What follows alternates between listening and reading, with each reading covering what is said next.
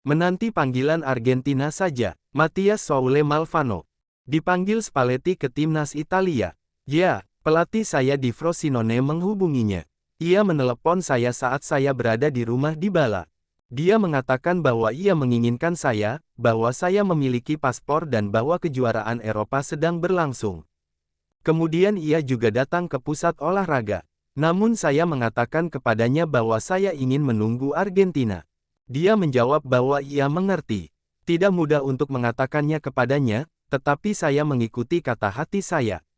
Menanti timnas Argentina. Ya tentu, saya tahu persaingannya ketat, tetapi saya terus bekerja.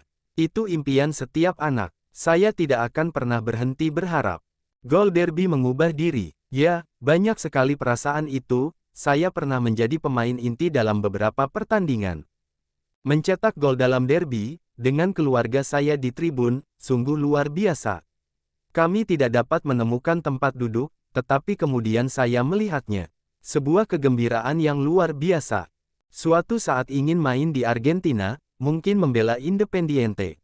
Mathias Soule, Dybala, Paredes. Mereka adalah orang-orang jenius, mereka banyak membantu saya dalam beradaptasi. Sebelum datang ke Roma, saya sudah tahu bahwa mereka juga akan ada di sana dan ini membuat saya merasa lebih tenang. Masa kecil, ayah saya menaruh bola di antara kaki saya ketika saya masih kecil, pada usia 3,5 tahun saya ingin mencobanya. Keluarga saya selalu bekerja keras dan ibu saya mengantar saya ke sekolah dan latihan dengan bas. Ayah saya adalah seorang tukang pos dan pulang terlambat, tetapi begitu dia bisa, dia berlari ke saya. Seluruh keluarga saya adalah fans Independiente, saya tumbuh di sana. Sungguh luar biasa bisa mendapatkan kasih sayang dari para penggemar tim yang tidak pernah saya bela. Saya ingin suatu hari nanti bermain di sepak bola Argentina dan mungkin untuk Independiente. Sempat berpikir tinggalkan Roma, tapi kini saya bahagia. Dalam wawancara baru dengan Gaston Edul di YouTube, pemain Argentina itu menegaskan kembali pentingnya Claudio Ranieri dalam membuatnya bertahan di Roma. Awalnya saya tidak banyak bermain dan sempat berpikir untuk hengkang, tetapi pelatih menyuruh saya untuk bertahan dan menunggu kesempatan. Malah, sekarang saya senang, ungkapnya. Ketika ditanya tentang kehidupan di Roma, Soule berkata, tempat ini benar-benar indah, iklimnya mirip dengan Argentina dan dari segi sepak bola, semuanya berjalan dengan baik saat ini. Selama musim lalu, dengan kedatangan Ranieri, kami pulih dan menjadi lebih tenang sebagai sebuah tim. Roma tak berniat jual Kone meski banyak yang minat. Menurut Corriere dello Sport, manajemen Giallorossi tidak berniat menjualnya, meskipun ada kebutuhan terkait keuntungan modal.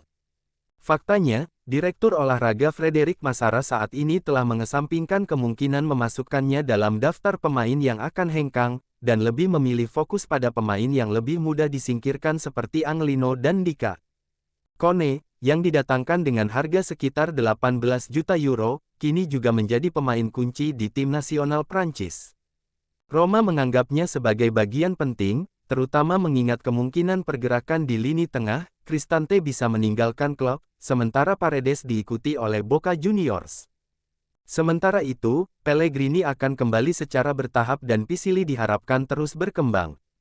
Di antara alternatif yang dievaluasi oleh klub, Frankesi juga diusulkan, tetapi operasi itu dianggap tidak berkelanjutan secara ekonomi. Bagaimanapun, posisi klub terhadap Kone jelas, hanya tawaran yang melebihi 40 juta euro yang akan dipertimbangkan. Roma telah ajukan tawaran untuk Senesi. Pemain Argentina itu baru saja melewati musim yang sulit dan kesempatan bermainnya semakin berkurang, dengan hanya 17 kali tampil di Liga Premier. Penurunan performa yang bisa berujung pada kepergiannya, terutama akibat cedera paha yang membuatnya tidak bisa tampil terus-menerus di lapangan. Menurut Tutto Mercato Web, Roma telah mengajukan penawaran untuk bek tengah, yang dinilai sekitar 15 juta euro oleh Bournemouth. Pemain yang baru berusia 28 tahun ini bisa menjadi alternatif sah bagi John Lucumi, yang terus diminta Bologna dengan klausul pelepasan sebesar 28 juta. Edoardo Buff kembali ke lapangan adalah sebuah kemungkinan. Kembalinya Edoardo Buff ke lapangan mungkin saja terjadi. Hasil tes terbaru yang dilakukan terhadap gelandang milik AS Roma yang dipinjamkan ke Fiorentina itu, semuanya menunjukkan hasil yang lumayan baik. Kabar baik lain, sementara menunggu lampu hijau terakhir yang akan tiba setelah beberapa tes kesehatan akhir yang harus dijalani Buff. Masih harus dilihat apakah masa depannya secara eksklusif di luar negeri, atau juga di Italia, tergantung pada perkembangan beberapa situasi birokrasi di negara masing-masing. Ola Solbakken bersiap untuk pindah kembali ke Rosenborg. Pemain depan Norwegia Ola Solbakken sangat dekat untuk kembali ke tanah airnya.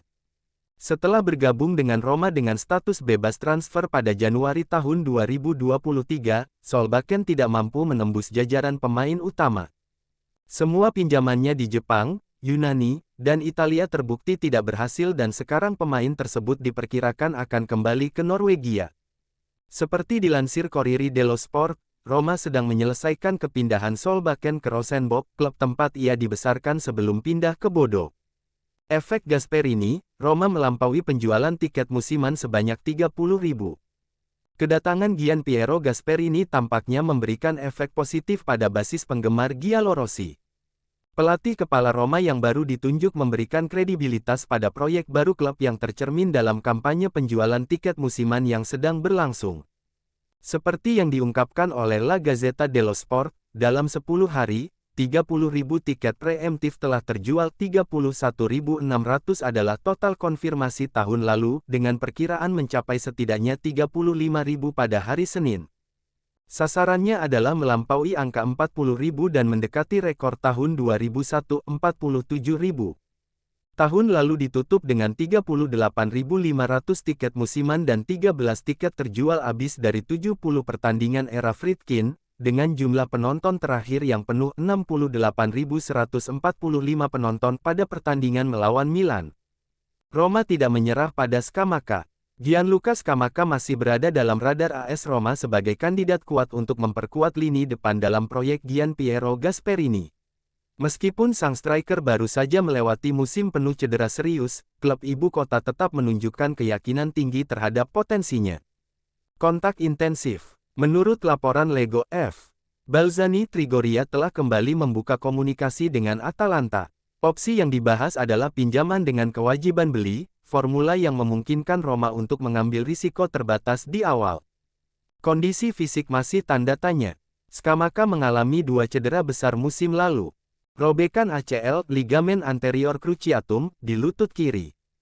Lesi otot tendon di paha kanan, yang membuatnya harus naik meja operasi dan mengakhiri musim lebih awal. Namun, keinginan sang pemain untuk kembali ke Roma dan latar belakangnya sebagai produk Akademi Giallorossi membuat negosiasi ini memiliki nilai emosional dan strategis. Meski kondisinya belum sepenuhnya pulih, Roma terlihat siap berjudi pada Scamacca dengan harapan bisa menjadi pilar baru dalam era Gasperini. Karena alasan ini, pembicaraan dengan Atalanta lebih bergairah dari sebelumnya. Roger Ibanez antusias peluang kembali ke Roma.